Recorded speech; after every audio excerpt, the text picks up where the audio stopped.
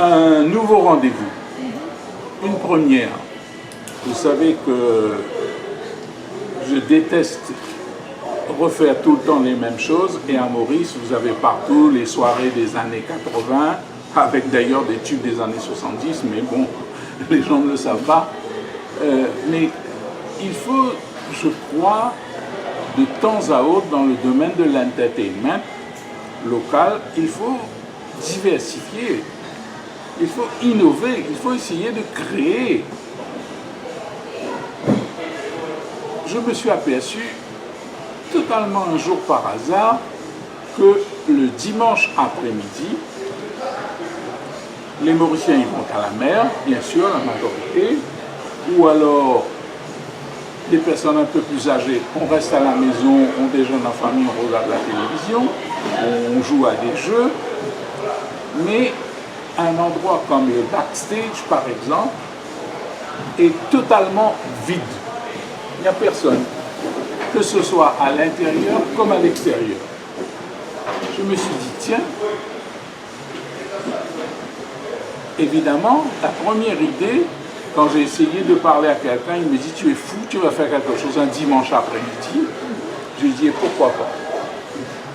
Pourquoi pas?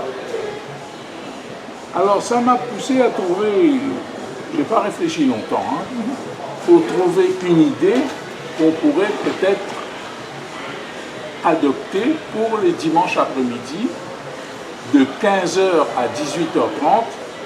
Il fallait trouver quelque chose d'original, d'inédit, de jamais fait jusqu'à présent, parce que moi, les autres font ce qu'ils veulent, mais moi, je ne fais pas les choses totalement comme les autres. Et je me suis dit, mais il y a des musiques en or, des musiques américaines, des années 1920, des années 1930, des années 1940, où il y a eu de véritables légendes musicales, et on n'entend jamais ces musiques. On n'entend jamais ces musiques.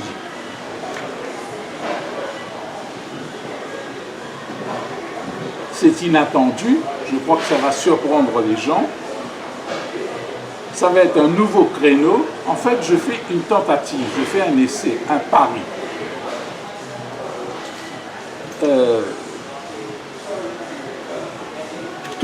Toute la playlist des morceaux qui vont passer date donc de 1920, 1930, 1940, mais à l'époque, n'oubliez pas que c'était des 78 tours. Et qu'en 1920, il y a eu l'époque du gramophone, ce qu'on appelait le gramophone, le phonographe.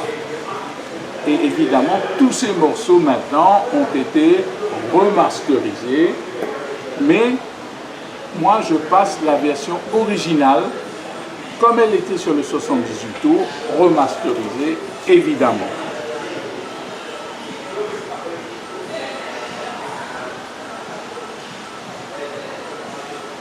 Disons quelques mots par les années 20. Le marché du disque commence à devenir un véritable marché, parce qu'il n'existait pas avant. Et qu'est-ce qui était vraiment en vogue? On appelait ça les années folles. Les gens dansaient surtout le Charleston. Au tout début du XXe siècle, c'était le ragtime, que je vous recommande d'écouter parce que c'était très bien aussi, mais je ne peux pas tout passer. Donc on va commencer un peu par les Charleston, avec aussi certains autres morceaux qui datent des années 20, mais qui s'inspiraient beaucoup de ces années folles et du Charleston. Voilà pour le début.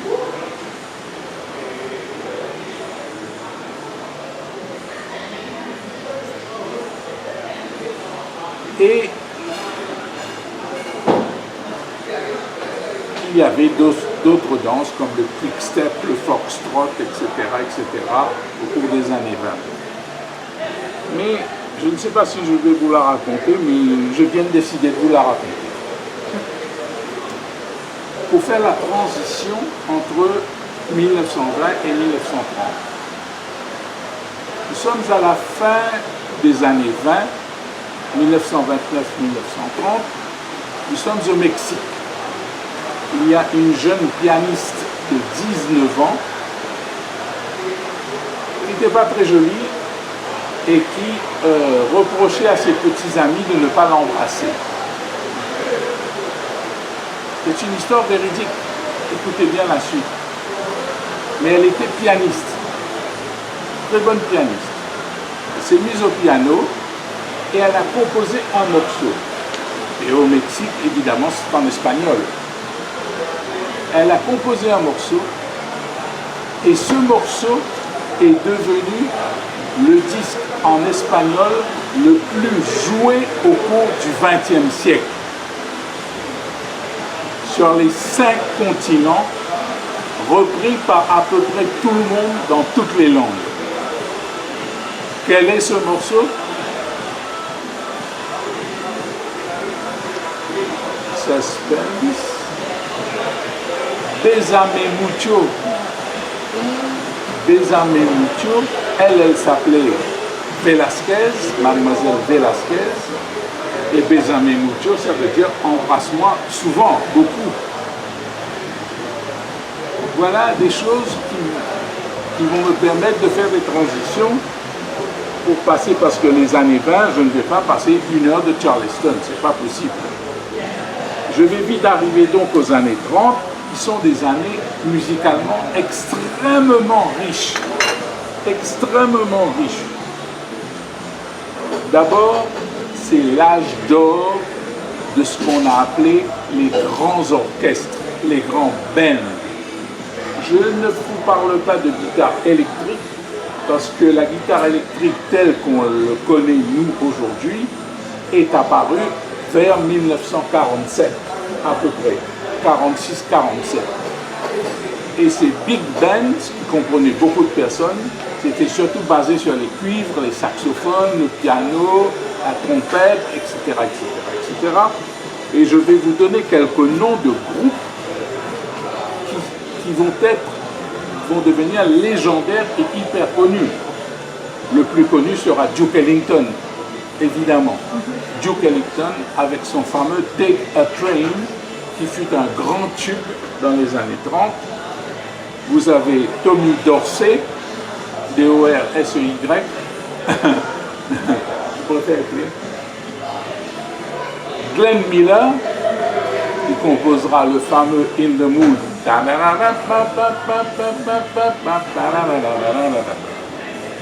Il y avait Benny Goodman,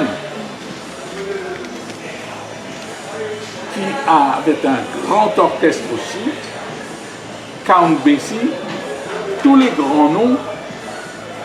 Et ce qui est intéressant, ce n'est pas seulement la popularité énorme de ces groupes, mais ces groupes qui faisaient un type de jazz qu'on appelle le swing. Vous avez entendu certainement parler de ça, le swing.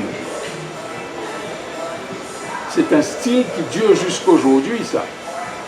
Et un des grands maîtres, évidemment, de cette époque, c'est Louis Armstrong, évidemment, et sa trompette et sa voix.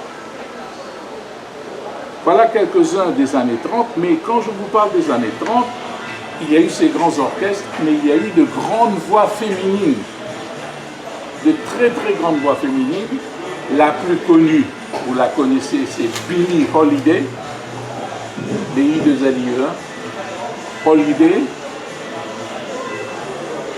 et évidemment Ella Fitzgerald. Ella Fitzgerald. Et c'est à cette même époque aussi qu'on a commencé à pratiquer le ballroom dancing, notamment en Angleterre, avec un orchestre huppé qui s'est spécialisé et qui est resté dans toutes les mémoires, l'orchestre de Victor Sylvester. L'orchestre de Victor Sylvester. Il ne faut pas oublier un autre phénomène dans les années 30, le cinéma parlant, en couleur, Technicolor, et la grande vogue des comédies musicales. Grande vogue des comédies musicales. Quelques exemples. Tout le monde était époustouflé par Fred Astaire. Mais on oublie que Fred Astaire chantait aussi. C'est lui qui a chanté la fameuse chanson Night and Day de Cole Porter.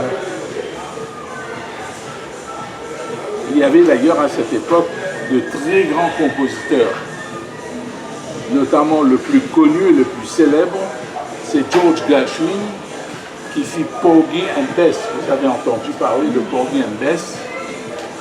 Et dans Porgy and Bess se trouve une des chansons les plus connues au monde, jusqu'aujourd'hui repris par tout le monde et dans toutes les langues. Quel est ce morceau? Summertime. Bravo Mademoiselle Turenne. Summertime de George Gershwin, extrait de Porgy and Bess. Qui n'a pas entendu de Somewhere Over the Rainbow, Judy Garland dans The Wizard of Oz? Là aussi, énorme succès jusqu'aujourd'hui. Ces musiques, ces orchestres, quand vous les écoutez, ils n'ont pas pris une ride. Et jusqu'aujourd'hui, on interprète tout le répertoire de cette époque des années 30. Judy Garland, qui est la mère de Liza Minnelli, comme vous le savez. Il y avait aussi des solistes en jazz. Je ne vais pas tous vous les nommer parce que je ne vais pas pouvoir tous les passer, mais il y en a un qui était extraordinaire, c'est Errol Garner. À l'époque, rappelez-vous, il y avait des grands films, dont un qui était très connu, qui est devenu un classique du cinéma, Laura, avec Jane Tierney, et la musique du film Laura. Laura, la la la la la la la. Et Errol Garner a repris ce morceau de ce film et il l'a joué à sa façon de l'interpréter jazz. Ça, je vais le passer, ce morceau. C'est un morceau instrumental.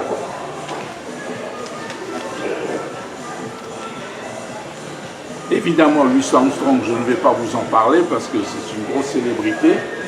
Et c'est également à cette époque que commencent à apparaître des chanteurs qu'on appelle des crooners. Et jusqu'aujourd'hui, il y a des crooners. Le plus connu dans cette époque, qui lança, qui fut vraiment la fusée de tout ça, c'est Bing Crosby. Vous avez entendu parler de Bing Crosby? Petite anecdote en passant, Bing Crosby est le chanteur préféré de la reine Elisabeth II.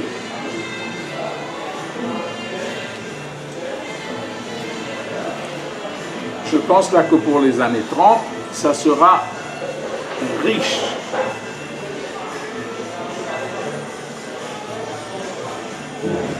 Je passe sur des personnages un peu folkloriques comme Joséphine Baker et ses bananes. Bon. Voilà pour les années 30. Et les morceaux étaient très courts, ils duraient 3 minutes à peu près. Et les musiciens blancs commencent à jouer avec les musiciens noirs. Il ne faut pas oublier qu'avant, quand un orchestre noir était invité à jouer dans un grand hôtel ou dans un cabaret, les musiciens passaient par là. L'entrée des artistes à l'arrière, ils étaient cantonnés à la scène, ils jouaient, ils n'avaient pas le droit de descendre dans la scène, ils jouaient et puis ils repartaient par la sortie. Il y a même eu certains blancs qui voulaient faire du jazz, qui se peignaient en noir pour ne pas se faire mal voir par leur communauté. Mais je ne suis pas là pour faire... Exactement. C'était bien. Il y a un film où il y a même se perd en noir. Oui, oui. C'est ça, vrai. Mais il a rappelé le personnage d'Al Johnson qui a fait ça. Et année très riche, donc décennie très riche, je ne vais pas insister, On en arrive aux années 40, et alors aux années 40, on commence vraiment, là, l'industrie du disque s'est vraiment implantée. On commence à parler de la variété, c'est devenu un business, les labels, les maisons de disques, etc. Et dans les musiques populaires, le groupe le plus populaire des années 40, qui a marqué jusqu'aujourd'hui, il y a même eu des groupes qui ont essayé de les imiter, mais n'ont jamais réussi, ce sont les Andrews Sisters. Vous avez entendu parler des Andrews Sisters. Rien à voir avec Andrews et Enos, hein? Andrews Sisters, qui étaient souvent habillés en militaire parce que c'était à la sortie de la Deuxième Guerre mondiale. Évidemment, les grands groupes de jazz continuaient et les grandes orchestrations et les voix féminines et les crooners se développent avec deux noms surtout qui vont devenir légendaires.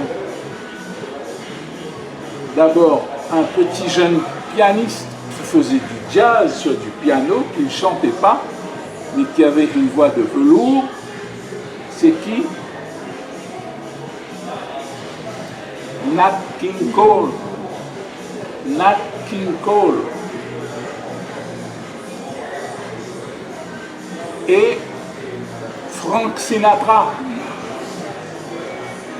Frank Sinatra, qui se faisait souvent accompagner par ces grands orchestres de jazz, comme Count Basie, etc. Voilà des noms que je veux remettre un petit peu au goût du jour pour ceux qui apprécient ce genre de choses.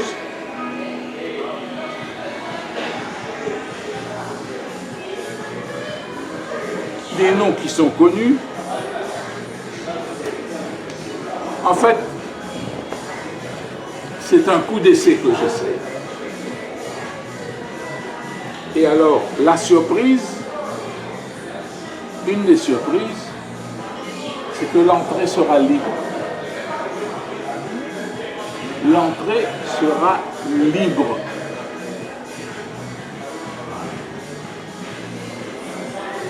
Que ce soit pour le backstage extérieur ou intérieur.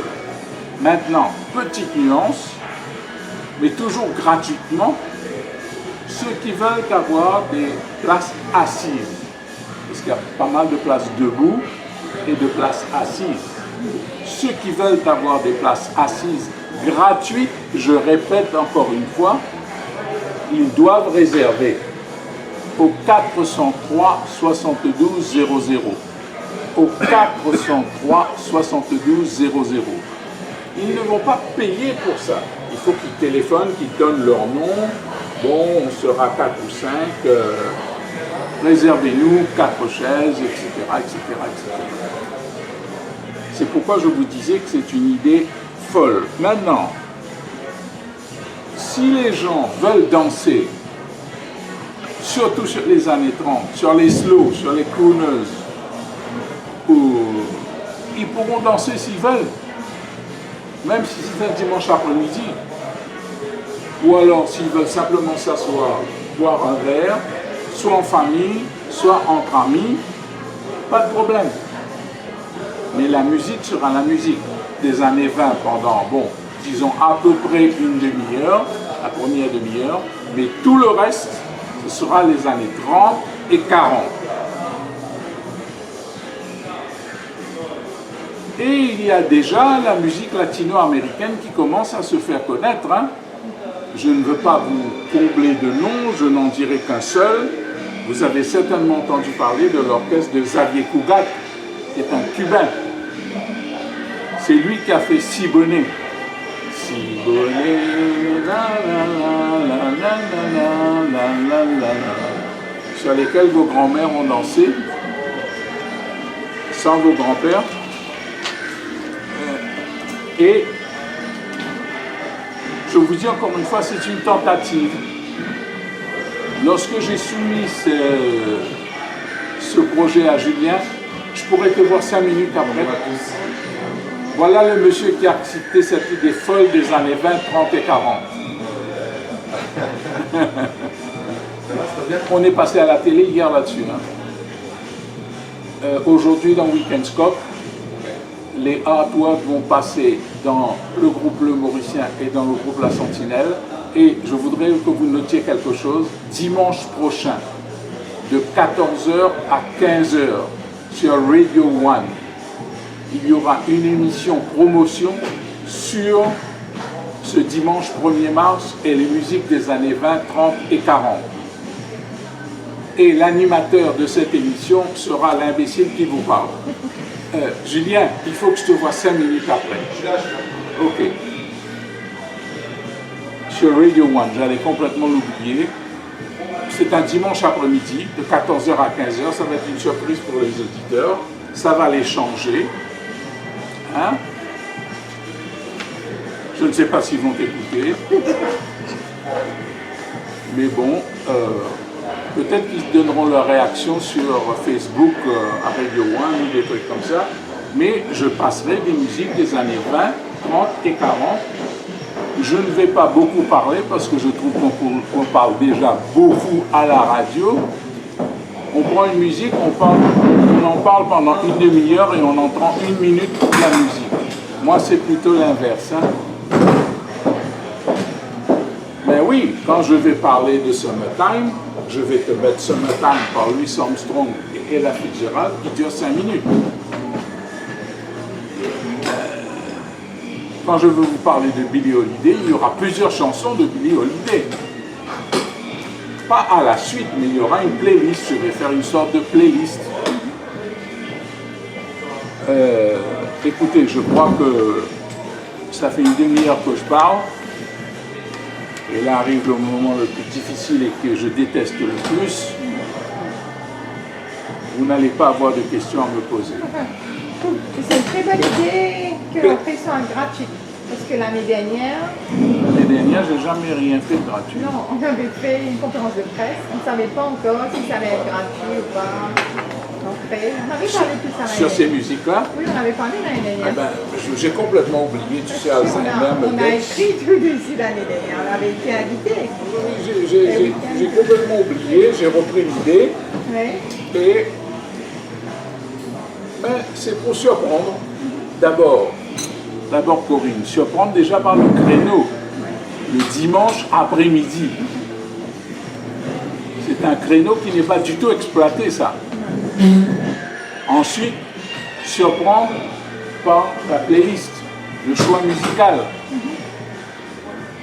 Est-ce que ce sera un bid? Est-ce que je vais me retrouver avec 4 ou même 10 ou 20 personnes? Ce sera un bid. Auquel cas, on ne recommencera pas. Mais si je vois que les gens ont apprécié et ont mordu et ont apprécié certaines de ces musiques, eh bien, on pourrait peut-être envisager à l'avenir de le faire une fois tous les 6 mois ou toujours dans les mêmes conditions. Attends, vu que c'est gratuit, et si ça attire pas mal de monde, comment on va faire pour gérer tout ça? On ne sait jamais, hein? Écoute, il y a du personnel. Ouais. Je ne fais pas ça sous une paillote et sous une marquise. Avec ta carte à la fin. Et il y aura les serveurs, il y aura le service. Toi, tu penses qu'il y aura du monde? Oui, bien sûr. Oui, mais ils vont être surpris, ils vont peut-être même être déçus. Quand ils vont entendre l'orchestre de Tommy Dorsey, ou Earl Garner jouant Laura, ou les Andrews Sisters. Goodbye, Mr. Shane. Rum and Coca-Cola. Americano. Fly me to the moon. Je ne passe pas la version de Frank Sinatra. Je prends la version jazz instrumentale que lui a repris en chanson après. Je passe une autre chanson. Quand ils vont redécouvrir Billie Holiday, Louis Armstrong, et si tout va bien, pour la fin, 18h25, je vais mettre Oh When the Saints Go Marching In de Louis Armstrong. Juste pour amuser la galerie. Si galerie il y a. Si galerie il y a.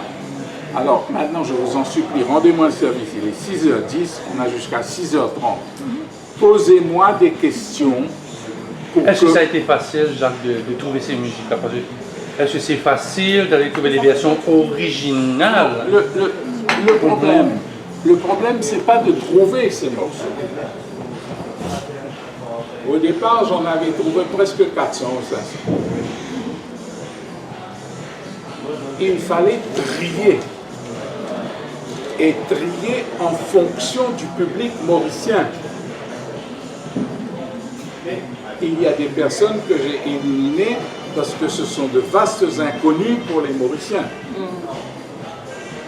Donc il a fallu faire déjà un tri. De ce tri, il reste à peu près 180, 170, etc. Et moi, selon le mood et ce qui va se passer, je passerai les morceaux. Mais je les passerai au début des années 20 en ordre chronologique. Mais à partir de, disons, 16 heures, ça va être les années 30 et les années 40, un peu mixés. Pas mixés comme dans les boîtes de nuit, hein. Non. Il y aura des slows aussi, les crooners, c'est des slows. Nat King Cole, je te dis franchement, j'ai choisi personnellement la chanson Smile. Pourquoi? Parce que c'était la chanson préférée de Michael Jackson. Il l'a d'ailleurs enregistrée lui-même. Et c'est une très belle chanson. Quand on parle de Nat King Cole, on parle tout le temps de Love is a Many Splendid Thing, etc., etc. Frank Sinatra, j'ai pas mis un morceau du Frank Sinatra des années 70 ou 80. J'ai mis un morceau du Frank Sinatra des années 40. Et tous les morceaux que l'on entendra, c'est en version originale. C'est pas des reprises. Hein. Donc, c'est pas que ce soit difficile de trouver les morceaux. C'est de trier et de faire le choix. C'est ça le plus difficile. Quand tu te retrouves avec 400, 450 morceaux et tu n'as que 3 heures ou 3 heures et demie devant toi. Et en 3 heures, 3 heures et demie, tu peux pas passer 400 morceaux. Qu'est-ce que tu choisis? Dans quel ordre? Jacques, est-ce que vous êtes fier de votre budget personnel ou est-ce que vous avez sondé autour de vous Non, je ne peux pas sonder autour de moi parce qu'il n'y a pas grand monde autour de moi. Vous savez, j'ai 77 ans et très très peu d'amis. Un des rares amis que j'ai, il est là. Mes amis se comptent sur les 2 doigts d'une main.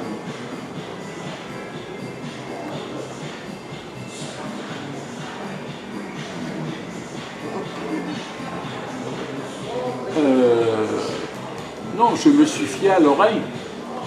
C'est comme quand j'ai fait les soirées vintage, je me suis fié à l'oreille de quels étaient les morceaux qui marchaient dans les années 50. Tu comprends? Je m'en souviens puisque je suis né en 42. Donc j'ai heureusement gardé dans ma tête, il y a des morceaux qui étaient faciles à mettre. Hein. Je te donne un exemple, Summertime par exemple.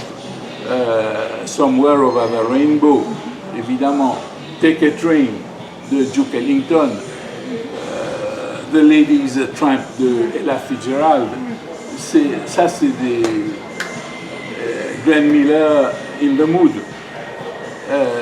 ça c'est des morceaux, disons que certains Mauriciens, ou alors des Mauriciens vont reconnaître peut-être certains morceaux qu'ils croyaient. Et alors ce qui est extraordinaire, c'est que quand on écoute ces morceaux, surtout des années 30 et 40, ils n'ont pas pris de ride. Au moins, ils n'ont pas pris de ride. Tu comprends ce que je veux dire? Musicalement, l'orchestration, les arrangements, ça ressemble pas aux musiques kilométriques de la techno. Hein. Ça n'a rien à voir avec de la musique kilométrique de la techno. Comme vous n'aviez pas noté la phrase. Jacques, est-ce que ces musiques peuvent rendre-elles compte bien de cette période de cette époque, bien sûr. Bien sûr. Là, tu as raison, parce que il est évident que quand tu écoutes le grand orchestre de Tommy Dorsey ou de Benny Goodman ou The Great Gatsby, tu sens que tu es dans une autre époque.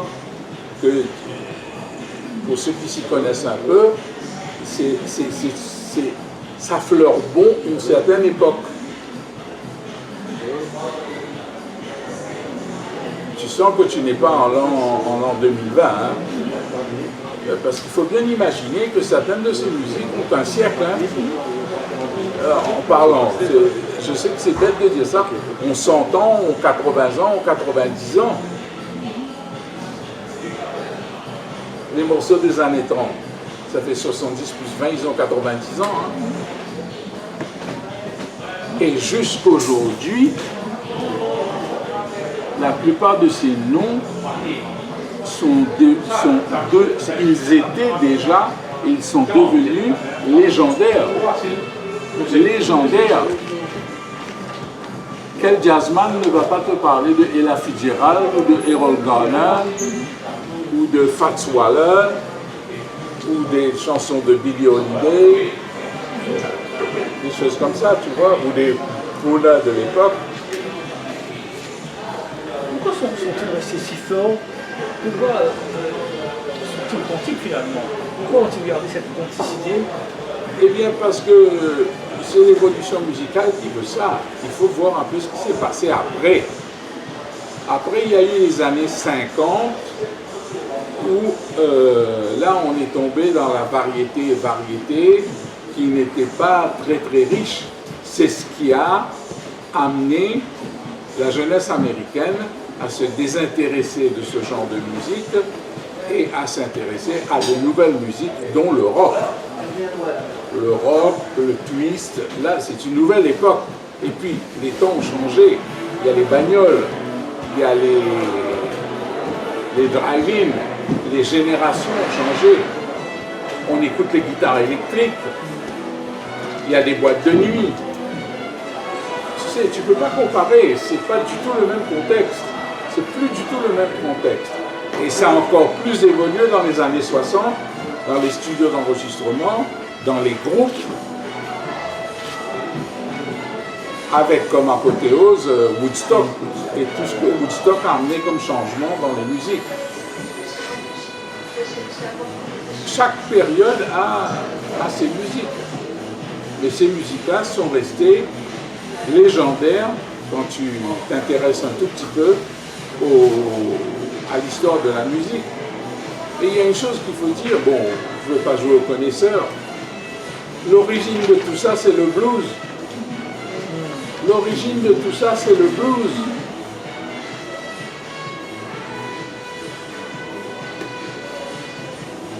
Que ce soit le gospel, que ce soit le rock et tout ça, l'Amérique blanche à la même époque faisait la musique country. Ce qu'on appelait le hillbilly, le country, le jive, etc. Et surtout, faisait beaucoup de musique religieuse. On oublie une chose quand on parle de vente de disques aux États-Unis. Les disques qui se vendent le plus aux États-Unis sont les disques à caractère religieux. Sont les disques à caractère religieux, c'est pas le rock, c'est pas ceci, c'est pas cela. Et avec Trump, ça risque pas de changer. Donc, il faut faire bien attention quand on... Tu vois ce que je veux dire quand on parle. Et, bon, ça serait trop long d'en parler, mais là, il faut rendre... Ah, il y a un nom que j'ai oublié, excusez-moi. Excusez-moi, j'ai oublié un nom. Reprenez votre carte. Dans les années 40, a existé un homme qui sera plus tard considéré par les Clapton et Jimmy Page et compagnie comme étant un des plus grands guitaristes au monde. Et dites-vous bien qu'il lui manquait 2 doigts. c'était un gitan. Et comme vous le savez, pendant la Deuxième Guerre mondiale, les nazis pourchassaient les gitans. Ils les envoyaient dans les faux crématoires. Hein. Lui, il a réussi à s'en échapper.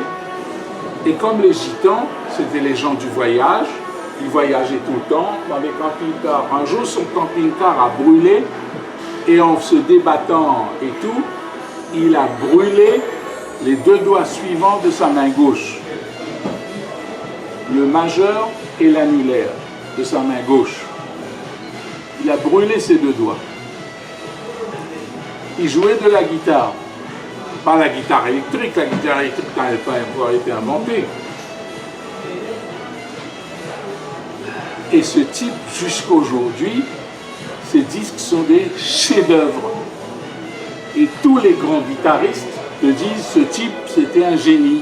Qui c'est? Django Reinhardt, évidemment. Bravo Cyril. Je vais te donner une bonne fréquentation.